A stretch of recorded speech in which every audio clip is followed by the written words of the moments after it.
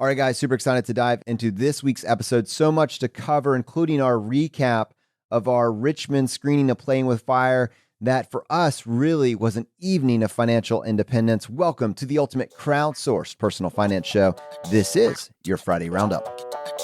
You're listening to Choose FI Radio. The blueprint for financial independence lives here.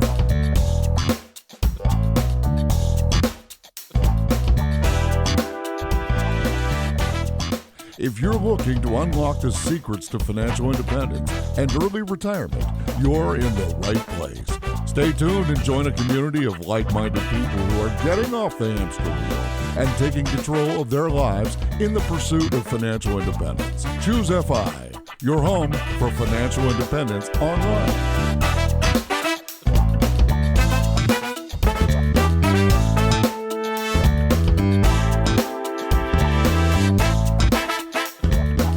All right, Brad, super excited to join you today to talk about our favorite topic, financial independence. And let me start by just asking, how you doing, buddy? I am doing quite well, Jonathan. Not only am I doing quite well, but I'm wearing Quite well. I'm wearing a shirt with a thought bubble that says I'm doing quite well. It's almost like you say that on a regular basis or something, and someone attaches that entire phrase to Brad Barrett at this point. Yeah, who would have guessed, right? So yeah, we've had a lot of people ask in the Facebook group about t-shirts with these catchphrases, and we were a bit hesitant to do it, but can I say that we still haven't done it? Yes, we still have not done it. But yeah, the amazing blogger behind the Military Dollar actually sent me a package. She's like, hey, can I get your address? I want to send you something. And what shows up but this really super cool shirt. I'm doing quite well. And Jonathan's is, how you doing, buddy? Oh, I have something trademark. I didn't know I was going to get a t-shirt out of this. All right. So we're wearing the t-shirts. If you want to see the t-shirts, we are actually recording all of our Friday roundups in the video podcast format. To see the video podcast version of the show, you can go to choosefi.tv. Choosefi.tv. It'll take you to our YouTube channel where this will be available. And Airman, thank you so much for putting this together for us. It's really, really cool. So, Brad, a lot to cover in today's episode. Obviously, with Christine and her basically rebuilding this life 2 weeks into their marriage, they have this 85% reduction in pay. I want to go back, but before we do that, I think we have to take a few minutes and talk about this Richmond screening of Playing with Fire and what we were able to do with it, turning it into an evening of financial independence. Yeah, and this was the most mind-blowing evening I could imagine. It was truly remarkable. It just made me realize the scale of what this movement is, right? I mean, that was to me the biggest takeaway. I mean, obviously people love the movie. We did a presentation of This Is Fi, but for me, it was talking to everyone and realizing people drove from hundreds of miles, I mean, literally hundreds of miles to come to this evening to be a part of this, what we build as the biggest event in the history of the Fi community. And I mean, people came from out of state in droves. And I think what becomes apparent is that you're going to have to tack onto that to date, the biggest event in the history of the financial independence movement to date, because it is growing rapidly. I mean, I remember you were thinking just a few years ago when you and a few other Fi bloggers were at a FinCon in New Orleans. There's maybe 6 of you. And then, at recent FinCons that we've been to, 50, 60, 100, 200, 800 people that say, I am a member of the financial independence community. What we're seeing with this screening, screenings where maybe you were having trouble originally getting 5 or 10 people together, and now it's 70 or 80. Now there's hundreds of screenings across the country. In Richmond, Virginia, when we build it as an evening where you can introduce your friends and your family to this concept, you have a way to start a conversation. Hundreds of people, 500 plus people joined us for that because they felt that it was important. They wanted to introduce the conversation. And I can tell you, I think in the past I've told you that I feel like historically I've had personally, in my personal life, a little trouble communicating how powerful this concept is, specifically to friends and family.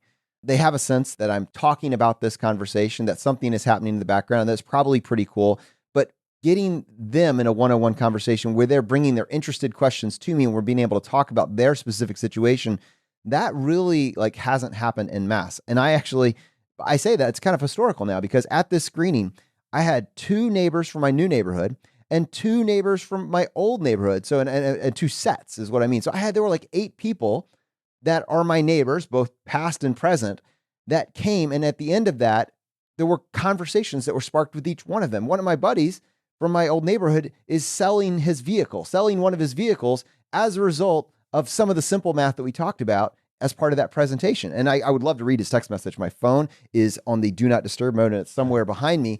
The heart of what he said is, I think I got the FI bug. I'm in. I want to do this. And this is for everybody that's a part of this movement. Instead of you're trying to talk about it. It feels like you're hitting your head against a brick wall because no one will listen. You're able to have something that's able to spark a dialogue and have them bring you a question, and then you're off to the races together. Yeah, agreed. And I think that's what we've tried to do, certainly with episode 100 of Choose FI. But this movie is really a conversation starter. It unquestionably is. And it brings people in who otherwise may not have ever heard of this message. So it's just that great icebreaker. And to talk a little bit more about this event, it was just really special for us. I had tons of friends there. All my daughter Anna's teachers, 3 of her teachers were there. And she was just blown away. Like it was really special. And we had volunteers fly in from all across the country. We had local volunteers. It was just truly remarkable. It was just one of those evenings I think we'll remember forever. I mean, really, to have that many people show up for FI, for Choose FI, for Playing with Fire, it was just a really, really amazing night. And I mean, for me, to have my daughters and my wife in the audience for the first time ever seeing me do one of these presentations. I mean, sure, they've heard me talk on the podcast, right? And that's all well and good. Daddy, are you going to work on the podcast? Yeah, Molly is a little bit bitter about the podcast at this point. She jokingly calls it the podcast. So it's so cute. But actually, I was curious about that. And I only brought that up to say that I do wonder that even for Molly, if she realizes that her dad in his own way now with this platform is legitimately, this message is having an impact on the world. And it's too big. I get that's too big of an idea, but at a smaller level to see like that sort of event, like that's going to mean something to her at some point in time when she really is able to understand and appreciate that. Yeah, no, I think you're absolutely right. And yeah, I mean, it's hard for a 7-year-old to kind of internalize that, but I think just seeing her dad up there talking in front of 500 people was just really cool. And for me, honestly, it actually helped my nerves a little bit. I don't normally get nervous with these things, but speaking in front of 500 people, including family and friends. Is that because you normally speak in front of 500 people? No. It was new for me too, man. And it was definitely something where I was very comfortable once we were there, but it's there's nothing in your background to prepare you for something like that. No. But I mean, to have my daughters in the first row there and just give Molly and Anna a little wink, it was really neat. So it was special for me. It was special for them. It was just a wonderful evening. And Brad, we mentioned earlier the impact that really the volunteers had on making this possible. This event did not happen because me and you talked into a microphone. I'm sure that helped create awareness, but the reason that this event was so wonderful was because of the tireless effort of the volunteers that put their free time, their bandwidth into making sure everybody had a wonderful time. And I want to give a very special shout out to Ed, who we always mention in passing as Ed, who works with us at Choose FI. But to be honest, I don't think that even comes close to doing justice to what Ed is actually doing for both Choose FI and really honestly for this movement. Behind the scenes, Ed has been working probably, I would say 60 hours a week, but it's probably 80 hours. Maybe more than 80. He's doing this on a 100% volunteer basis. He's been volunteering his time because early on, he realized how powerful this was and he wanted to see if he could have an impact on the world. And he realized that the platform that we had started to create in its infancy really had an ability to reach hundreds of thousands, if not millions of people. And would the world be a better place if that happened? And he approached us very early on to help us to see if we realized that vision, if we were in the same place, and then help us figure out how we could build an infrastructure to support that, to really make that happen. The universe has offered us this opportunity to have an impact. Don't waste it. And so what he has built in the background, looking for strategic partnerships, looking for a way to scale and grow this information, help it find people, not just the people that had already heard about this, but people who don't even realize that they need it. We've talked about how the pursuit of financial independence, hearing about it and reaching it are two different points, but the pursuit of financial independence, that journey in between automatically puts your life on a better trajectory.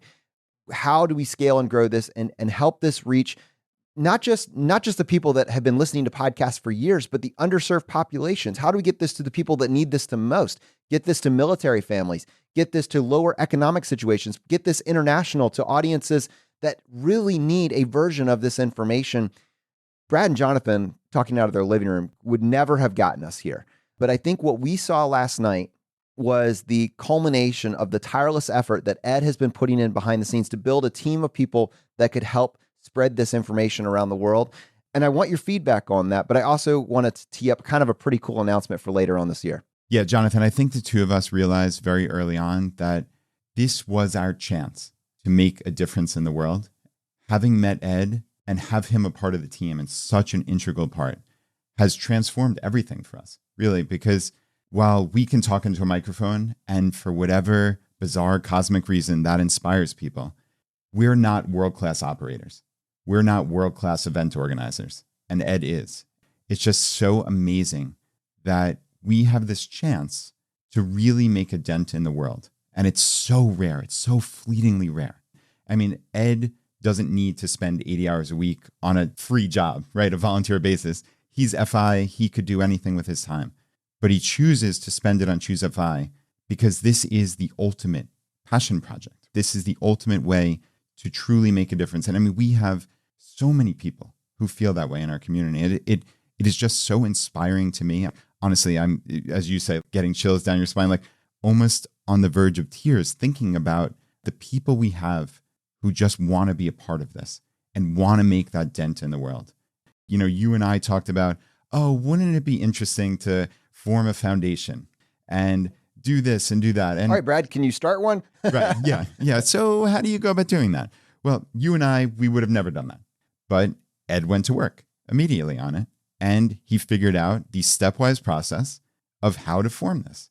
And we have a foundation now. We have the Choose FI International Foundation that Ed is the executive director of. We have an amazing, amazing team of directors. We have just huge plans to make a dent in the world with this foundation. And what's super cool, we're going to have an episode that's going to come out September 2nd, the week of FinCon, talking about the launch of this foundation. But yeah, I mean, I couldn't pass up this opportunity. Just, you know, since we're talking about this event in Richmond and Ed and just the amazing things he's doing, this is a true game changer. I'm just so excited for the future of what we're doing here with this project, the project of our lives. So ahead of the foundation announcement and ahead of this episode that we are going to release right before the week of FinCon in September, I do have something that I can offer up now because it's tied to the screening this evening of Financial Independence in Richmond. This documentary has always been intended as a calling card to wake up the world to the shockingly simple math. And the fact, if you take your attention off stuff and focus on your values, focus on designing a life that you can get excited about, that you can reclaim decades of your life, that it's possible. But the documentary doesn't really give you the how. It doesn't have the time. It's not the mechanism for that. It sparks the conversation. So what's the calling card for that? What do you do with that interest? Knowing that this was coming and working toward this over the last 18 months, we have been sourcing your feedback, your ideas, and these episodes to create a resource, a FI 101, a place that when you get done with that conversation, you by yourself, to firm up your own knowledge base, or you working in collaboration with a family member, a friend, a neighbor, someone in your Rotary Club, someone in your network, you can work with community to see this information spread and to lock down these principles where you're taking action week by week. FI 101, we are going to be releasing that. And if you want to be one of the early people to take this course with us, and also more importantly, give us your feedback. Let us know what's working really well and where we can improve on it. You can go to choosefi.com/FI101. And I want to stress again, the point of this is to be a resource for the community, a way that you can take the concepts that you know that we've talked about over the last 2 years, and you can see those incorporated where the guiding light is you have to take action. You have to take action. And if you can get 1% better, if you can incorporate the aggregation of marginal gains in your life and that of your family, your friends, your network is going to be so much better. I'm incredibly excited about this. I hope that out of this episode, if you do one thing this week, if this sparks some excitement, you will go to choosefi.com/FI101. choosefi.com/FI101. Hop on a wait list today and be one of the early testers for this and let us know, is this working for you? Does this serve you? And how can we continue to make it better? So it's big, it's bold, it's audacious. And honestly, before Ed, it was impossible. It was just, hey guys, can you take something else on? But I mean, Ed has taken this to a whole nother level with what we can execute on, what we can do well. And I believe that this is going to be a resource that's going to take the principles that we've been talking about on this show and make it very, very easy to share with a friend in an organized, linear fashion and work through them in some form of accountability. I think there's going to be a lot of value here for continued conversations as we increasingly try to make this topic that around money that historically has felt so taboo, as we try to reduce or eliminate those barriers to these types of conversations. Now, that is on a material that will help you in the local groups, in community. Now, I want to go ahead and take a second and give you some updates on the K through 12 curriculum. As you know, as many of you may already know, we've been working on this for a while, and many of you have actually, when we asked, raised your hand and offer your help and your expertise, and we're incredibly grateful for that. From an update perspective, this curriculum is happening. In fact, we'll have it available to share with community members in the year 2020. But even before that, we're going to be piloting this curriculum with a school in the UAE for the 2019-2020 calendar year. And specifically, in terms of where we are at with this, the elementary curriculum is written and edited. High school curriculum is written and nearing the end of the editing process. A huge thank you to our ongoing editing team for this work. I mean, I know personally living in this house, it involves multiple phone calls a week in order to coordinate this and bring all of this together. And there are so many people on this team that are selflessly putting their time into this. The middle school curriculum is near completion. It will then go through the editing phase. And I want to put a call out for middle school editing members, people to join the team. Danny and Rob are asking the community for their ideas or input on a fun curriculum course name. So if actually putting the curriculum together is not your strong suit, but you are a branding expert and you have some ideas for what it could be called, then send your ideas to Danny at choosefi.com. Maybe we should just call it K through 12 curriculum. I don't know. Your ideas. What should we call it? All right, well, let's go ahead and hop back in and talk about this past week's episode with Christine on Monday. Her business, alittlelocalflavor.com. It's a travel company that was inspired by her by, frankly, being on the path to financial independence and having the rug swept out from underneath her within 2 weeks of her marriage. Now, put yourself in that situation. You've just combined your life with another individual. You're starting out on this new adventure together, and then immediately life punches you in the face. It's great. They say everybody has a plan until you get punched in the face. Mike Tyson, modern day philosopher. But at the heart of that, there is so much inspiration in her story. She and her husband are in such a wonderful place, not because they've reached financial independence, but because they're on this path, and they have a similar framework to yours, Brad, in that, in my opinion, my estimation, they look at life as placing bets. They look at life as placing bets, and they have just played enough good hands. They haven't hit anything out of the park. There's been no home runs, but every single week that they're on this path, because they're following the tenets of financial independence, they are moving to this better and better place, and it's giving them so much more authority over the life they want to live. Yeah, and I think that's a really good way of looking at it. You do what you can to increase the odds of success in life. Bad things happen sometimes, right? I mean, I had that horribly catastrophic real estate speculation/investment. Christine and her husband, within 3 days of getting back from the honeymoon, she had lost her job. He lost his biggest freelancing job. They were under $20,000 of combined income, essentially overnight. But they picked themselves up because they had been doing the right thing previously, right? She talked about having been following FI, even if she didn't know specifically, but they had savings, which helped mentally. But they didn't rely on that, which is actually really cool. They didn't want to cut into that money, so they buckled down, right? Like, she was the ultimate side hustler. She signed up for Lyft immediately to supplement her income. And then, even when the income had increased a little bit, she kept doing it. They took that money and paid off that car. Like, how cool is that, It's even more than that. I loved it. I feel sorry for those of you that are salaried. I feel sorry for those of you that have those safe, steady jobs, because it limits your ability to hustle.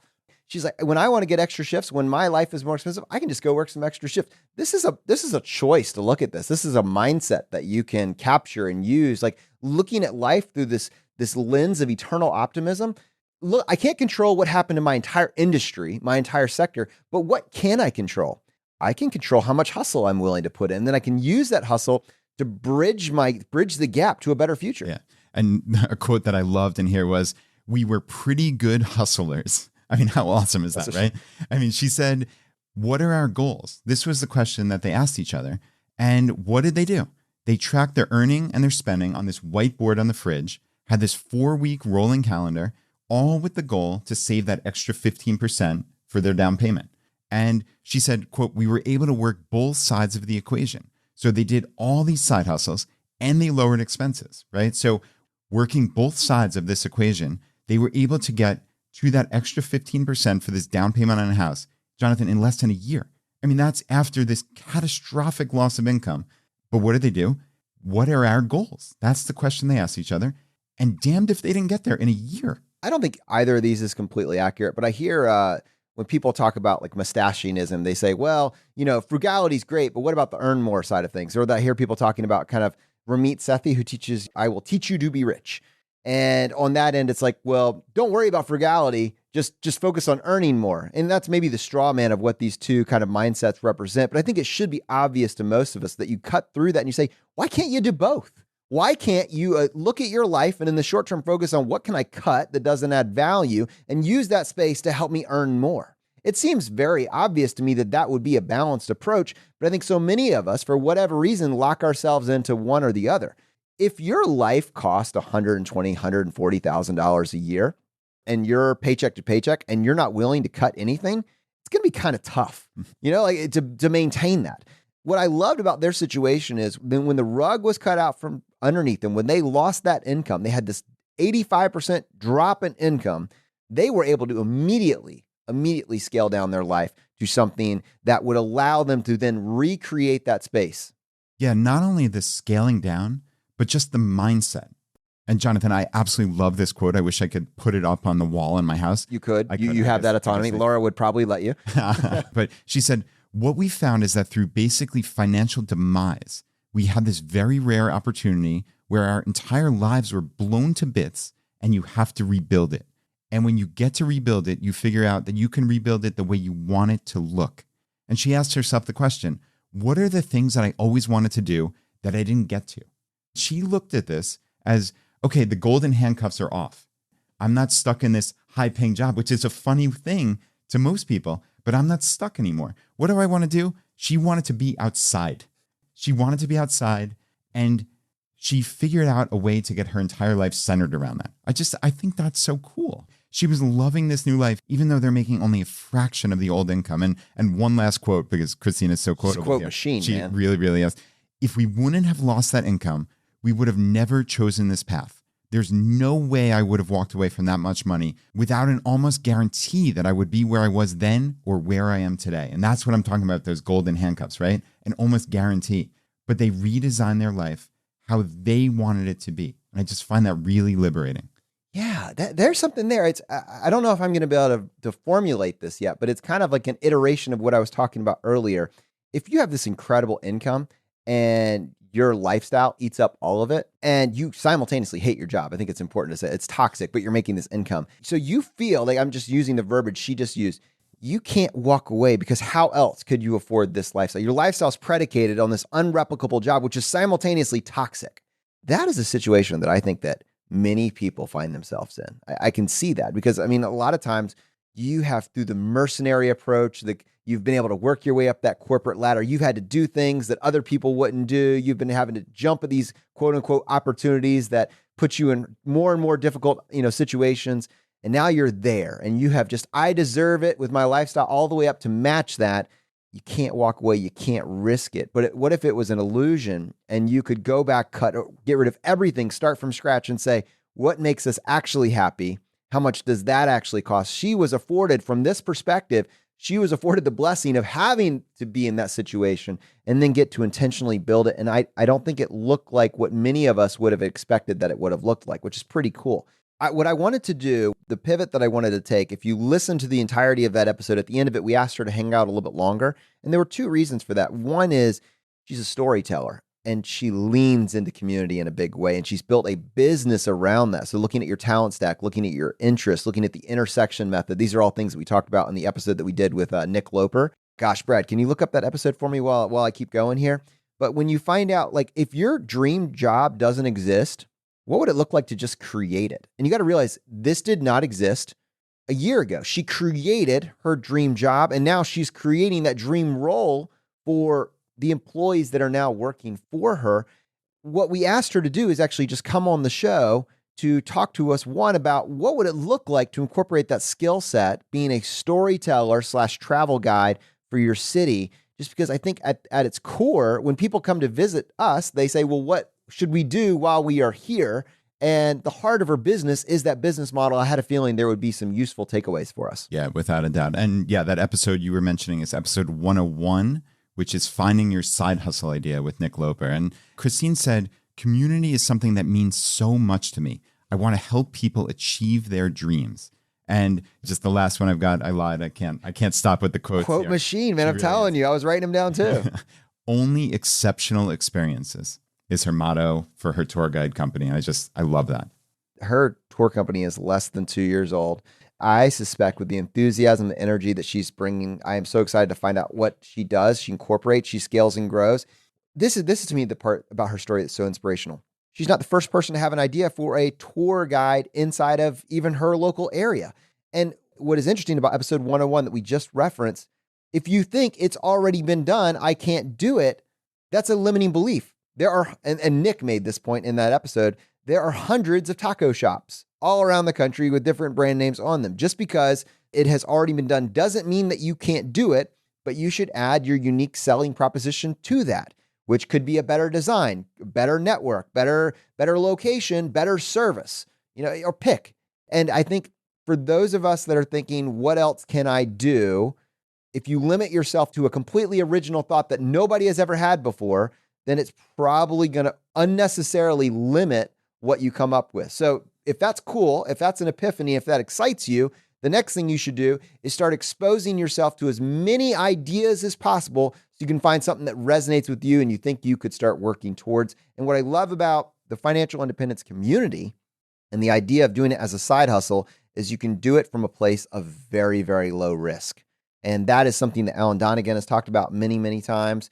And I think it's the heart of what I want to communicate to people, as opposed to like a scarcity mindset, real estate funnel where you have high pressure time sale shares and everything else. And if you don't do it in the next 10 hours, whatever, it doesn't have to be risky. And it's amazing how powerful it can be if you don't see your dream job out there, what would it look like to create it?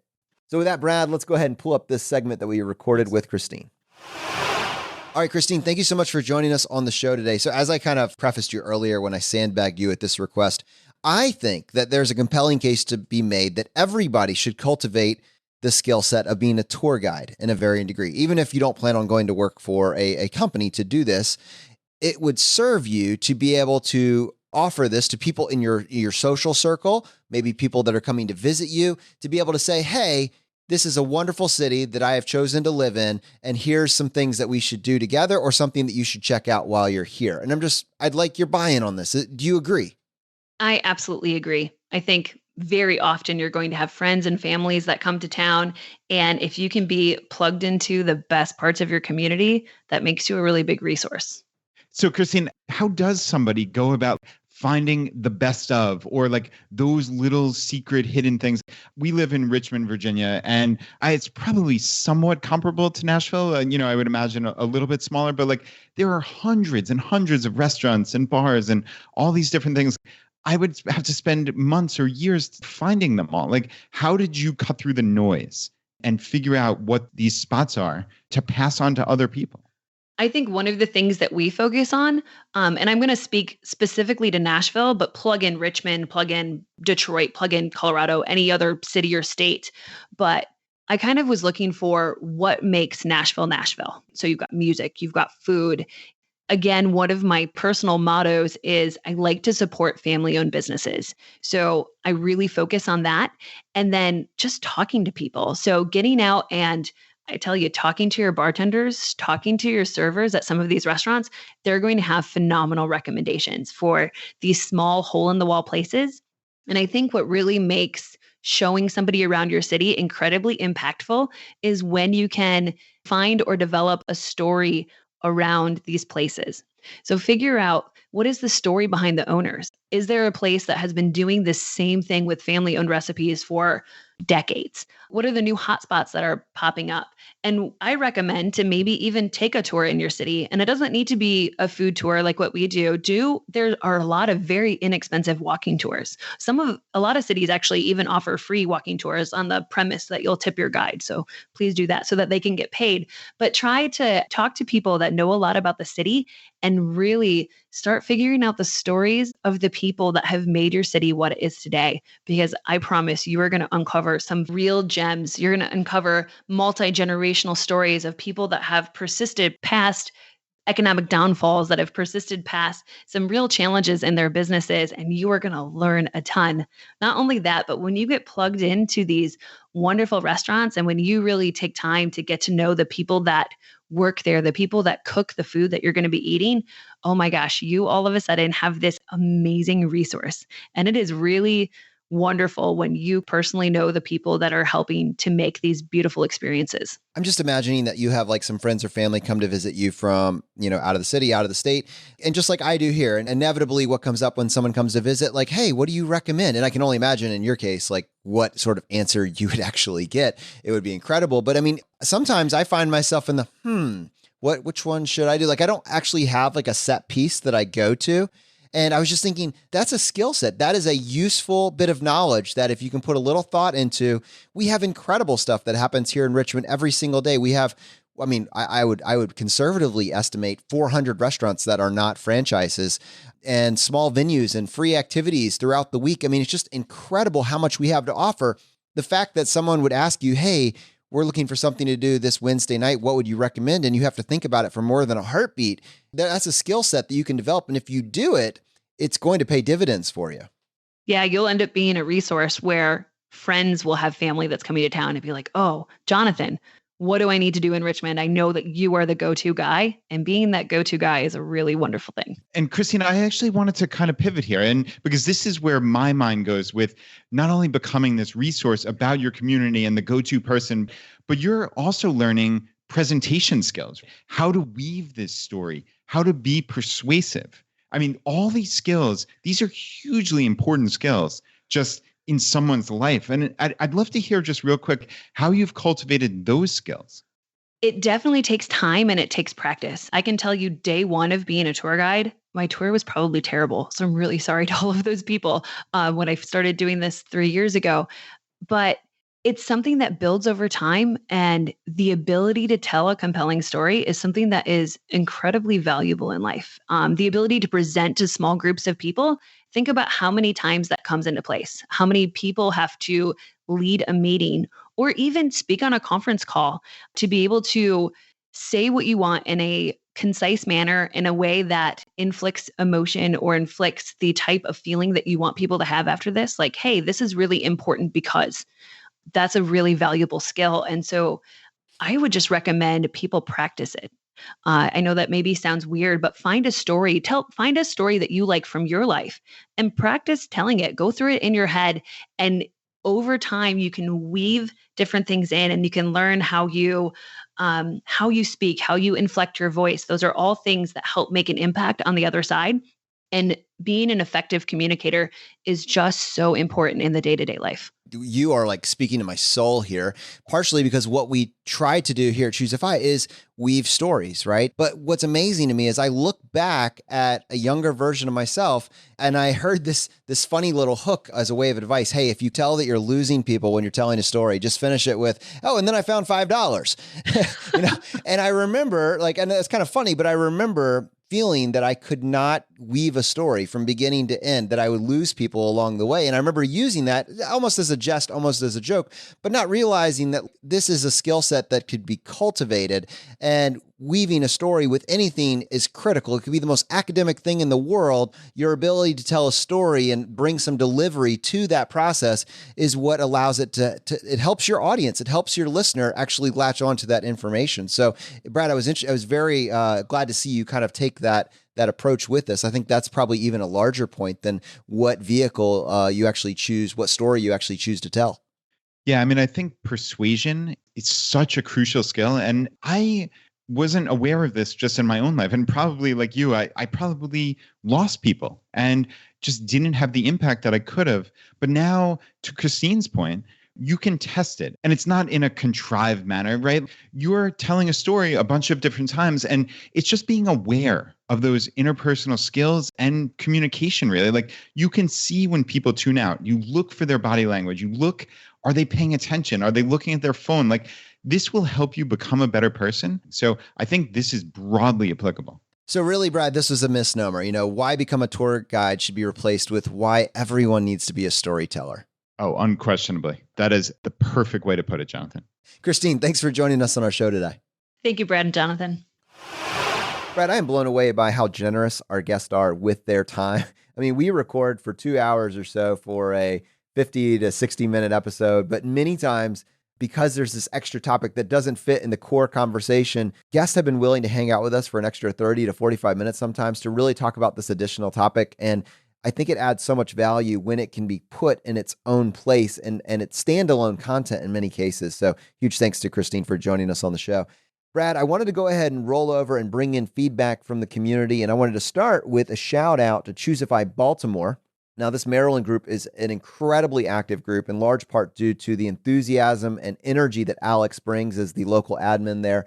And they had another successful meetup, one of the largest turnout since the January meeting. And what they did in this particular situation, Alex interviewed a member on his reason to financial independence and specifically early retirement. And then they were actually able to dial down on his drawdown strategy, on his withdrawal strategy. And that was so it was an interview in person, but for the people that came, they actually got to see what this individual that is experiencing early retirement, what is their drawdown strategy in the local area of Baltimore, Maryland.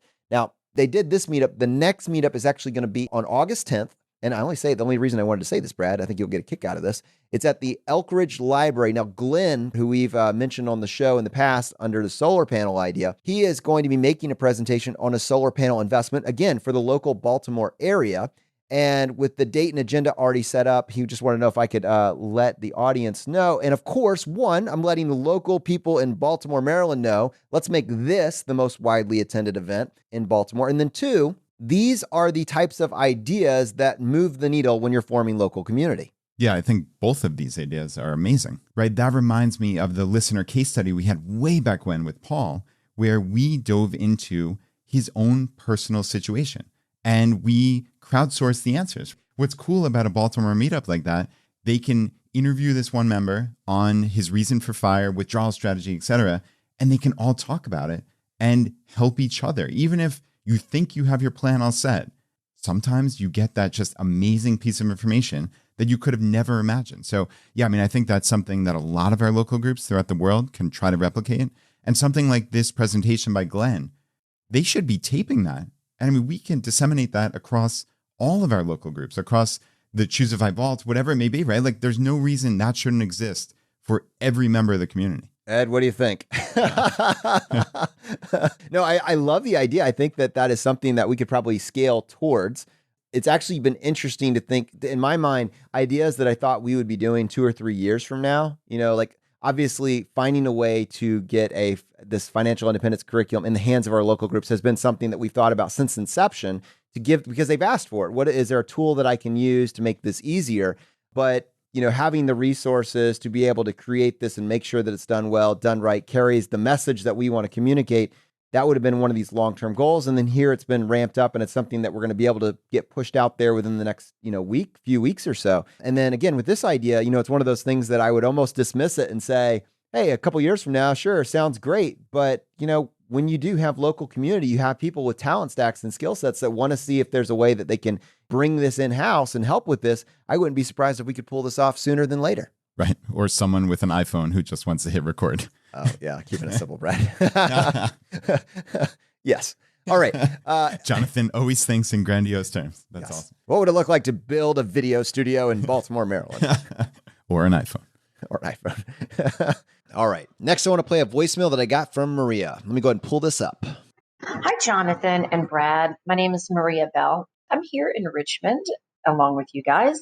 Back in January, my sister turned me on to the Choose FI podcast. My husband and I, we are in our mid-50s, and while we have been saving since we've been in our 20s, we didn't really know that much about the index funds, and we just kind of let things ride and thought we were making the best choices. We've been car payment free and consumer debt free for 4 years. I haven't taken a paycheck in 4 years. 100% of my pay goes into my retirement. And we've got a couple of rental properties. But when I discovered your show, I realized that I had not been optimizing everything that I could. My friends thought that I was crazy when I gave up cable 4 years ago and the landline. Now I'm realizing that I was on my way to Fi, but it just wasn't happening quick enough. I want to thank you guys so much for everything that you do. I know I've reached out to you on Facebook, and I'm stoked about watching Playing with Fire tonight at the Bird Theater and meeting both of you. But I just want to let you know, as someone who is in front of groups of people all the time, such as myself, that I am spreading the message.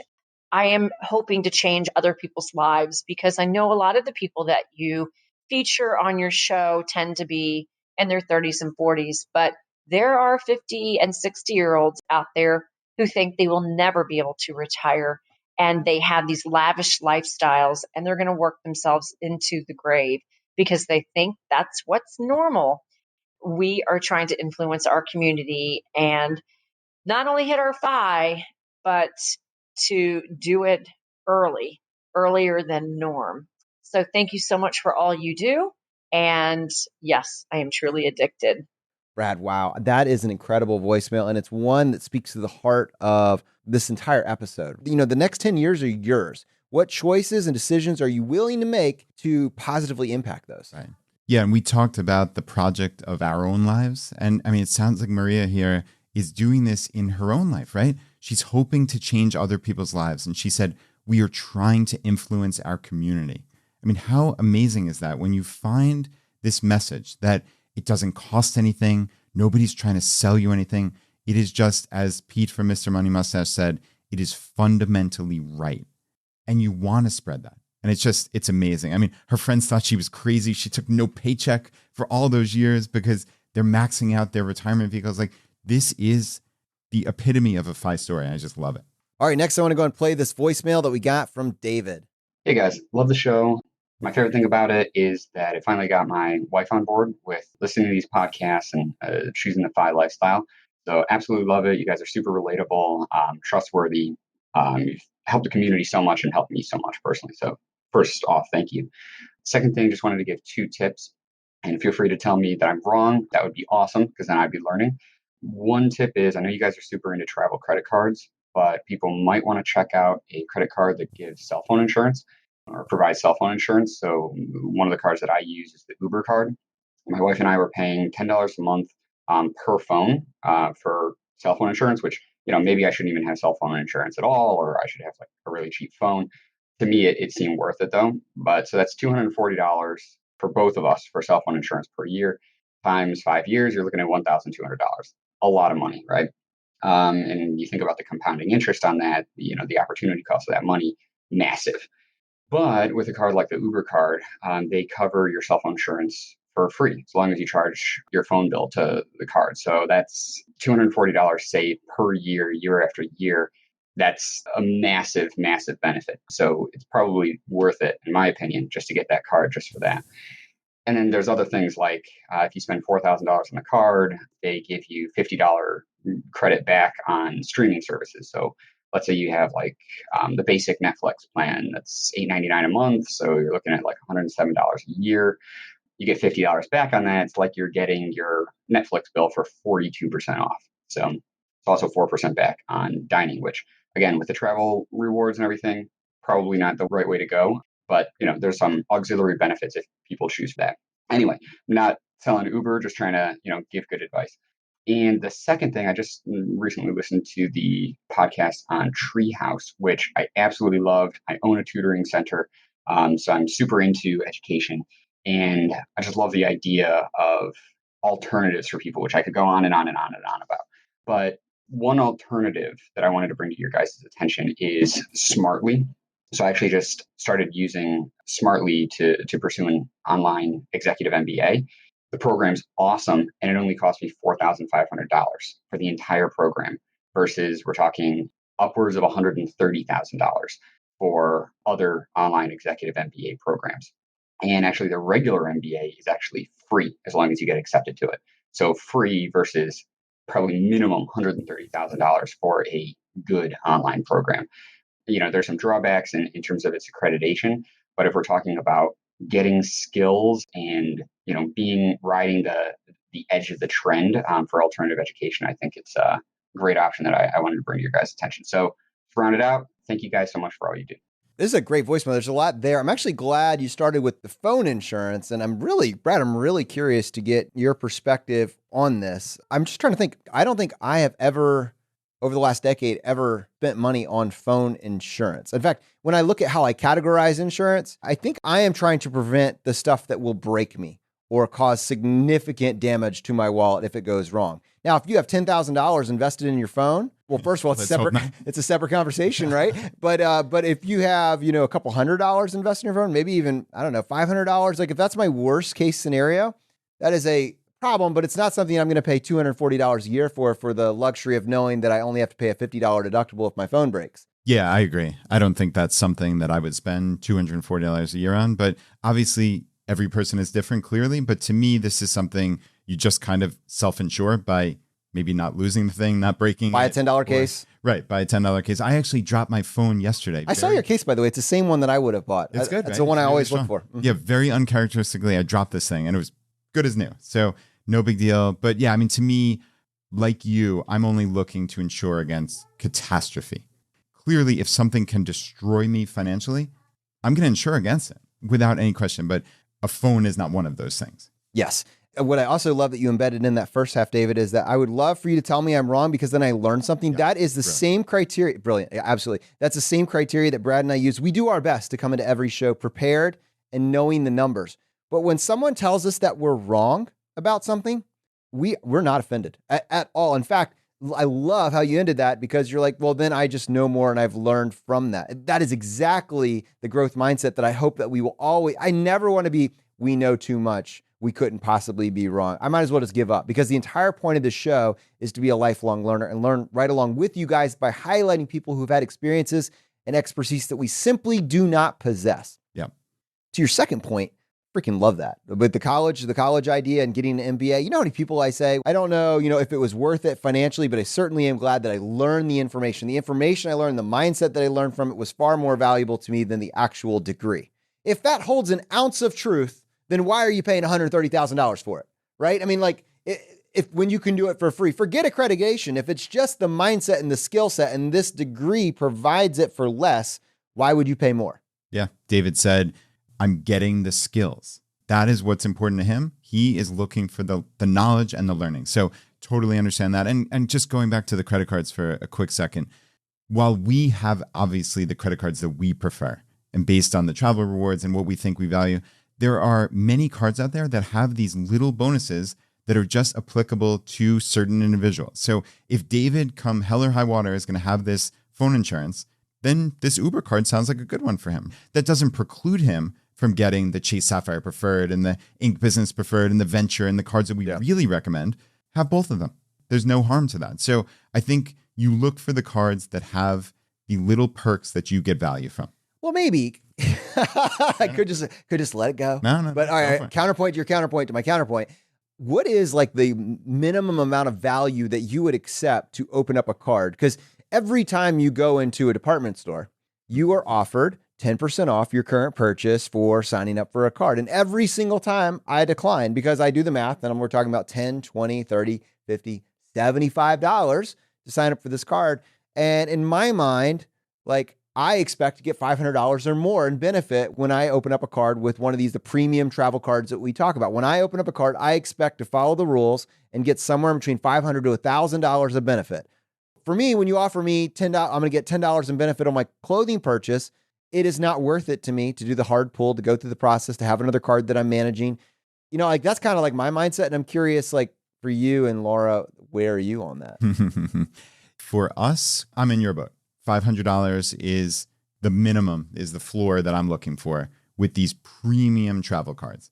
And I think in most cases, you can get $500 in value from most of these premium travel cards. So for us, I personally don't want to be bothered with, oh, I'm going to get $10 off or get $20 off your Old Navy purchase. That's not lighting me up. I wouldn't be surprised if you guys have an Old Navy card. Well, but that's the cool thing, right? So Laura, however, has a way. She is like the top level premier elite with Old Navy, Gap, and etc. And she gets basically the kids' entire wardrobes for free with her rewards points. So for her, it is worth it. I think it also, maybe doing the math, it may not be, frankly, but psychologically, to walk in Old Navy, have $200 worth of free stuff, and walk out with an entire wardrobe, that feels pretty good, you know? So it's a balancing act. But definitely when you go into your department store of choice next time and they offer you an extra 10% discount to go ahead and sign up for a credit card, do some quick math on how much that is valued at, how much benefit are you actually going to get? And if they're basically giving you $10, $20, maybe even $30, just think about that. If you're anchoring yourself to, am I getting at least $500 benefit? Because that's the move the needle mark that I'm anchoring myself to. And I believe, Brad, based on this conversation, you're anchoring yourself to. And when we talk about travel rewards, when we talk about our travel rewards course, which you can access at choosify.com/travel, it's a free travel course. We're showing you how you can use these premium bonuses that we just referred to, and you can tie those together to effectively travel the world for free. That's a real benefit, and it far outweighs getting $10 off your next purchase. So worth keeping in mind. All right, guys, I think unfortunately we have run out of time. We're going to go ahead and do what we do at the end of every episode, and that is our drawing for a copy of a book that we have found useful. There's 3 books that we offer. The first is J.L. Collins' book, The Simple Path to Wealth. The second is Dominic Cortuccio's book, Design Your Future. And the third book from Vincent Puglisi, Freelance to Freedom. If you want to enter the drawing, all you need to do is just go to choosify.com/iTunes, follow the instructions there, leave us a short written review, then send us an email to feedback@choosify.com, letting us know that you left a review and what screen name you left it under. We give away 1 book for every 5 written reviews that we get, and we announce the winner on the Friday Roundup. Brad, how many winners do we have today? All right, Jonathan, we have 1 winner today. And the winner is Ashley. And Ashley says, this podcast has changed my life in the best possible ways. I literally can't wait for 2 episodes each week. The topics are riveting, and Brad and Jonathan and their guest make personal finance fun. My husband and I are going all in and making rapid-fire plans to achieve financial independence. Each episode provides amazing, actionable tips that prompt real change and can impact your financial, professional, and personal lives. I love that while the podcast and topics generally have to do with personal finance, it always comes back to something even more important, the quality of your life, relationships you want to cultivate, and the legacy you leave behind. When I originally pitched the FI lifestyle to my husband, he was a little hesitant. I started talking about house hacking, and it finally dawned on him that he'd house hacked all through college by living in a storage closet for $300 a month. His roommates are still his best friends, and he was able to pay for college out of pocket during that time. Once he realized that he'd already lived the FI lifestyle and enjoyed it, we've been actively finding ways to get off the hamster wheel faster. We are finally designing a life that makes us excited for each new day. Brad and Jonathan, thank you. For those reading this review, subscribe, start taking notes, and act on the tips and life hacks sprinkled throughout the episode. Wow, Ashley, huge congratulations to you and your family. This is exciting. All right, my friends, the fire is spreading. We'll see you next time as we continue to go down the road less traveled.